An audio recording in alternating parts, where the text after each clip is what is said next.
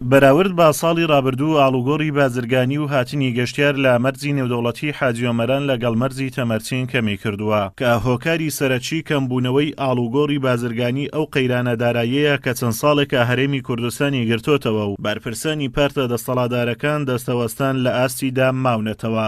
بەپێی زانیاریەکانی پەیام ساڵی ڕابردوو 1,497,988 تۆن کاڵا لە مەرجی حاجی ئۆمەرانەوە ئاڵوگۆڕ کراوە.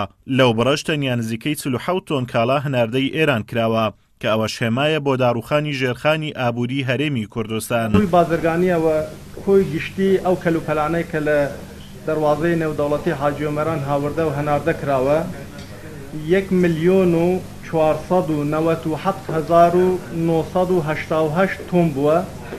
لەو ڕێژەی هاوردە 1,451,312 تۆن بووە. لە ڕووی هەناردەشەوە 46,675 تۆن بووە.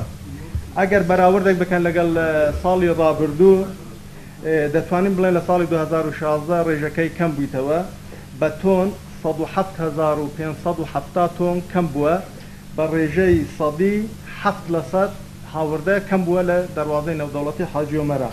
شۆفێرانی هێڵی مەرزی حاجی ئۆمەران یەکێکن لەو توێژانەی لە کەمبوونەوەی ئاستی ئاڵوگۆڕی بازرگانی مەرزەکە زیانیان پێگەیشتووە. ئێمە وەکو هێڵی تەکسی حاجی ئۆمەران هەرێمی کوردستان گەشتیار ئەو ساڵ زۆر کەم بووە بەهۆی ئەو 25,000 دینارەی کە لیان وەرەگرێ. دووەم بەهۆی ئەو موشایانەی کە دێن لە ئێرانەوە نەفەریمەیان نێشتووە زۆر کەمیان کردووە.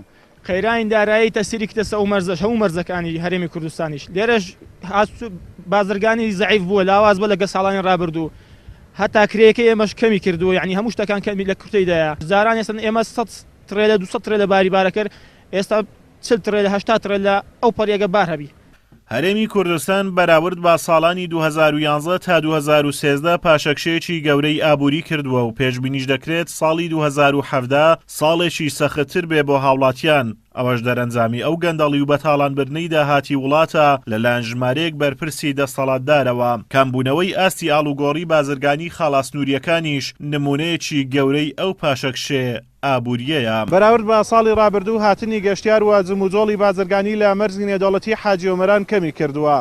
بازرگانانی شۆکارەکەی دەگەڕێنەوە بۆ بوونی قەیرانی دارایی لە هەرێمی کوردستان. ئازاد ئۆمەراوی کەناڵی ئاسمانی پەیام مەرزی نێودەوڵەتی حاجی ئۆمەران.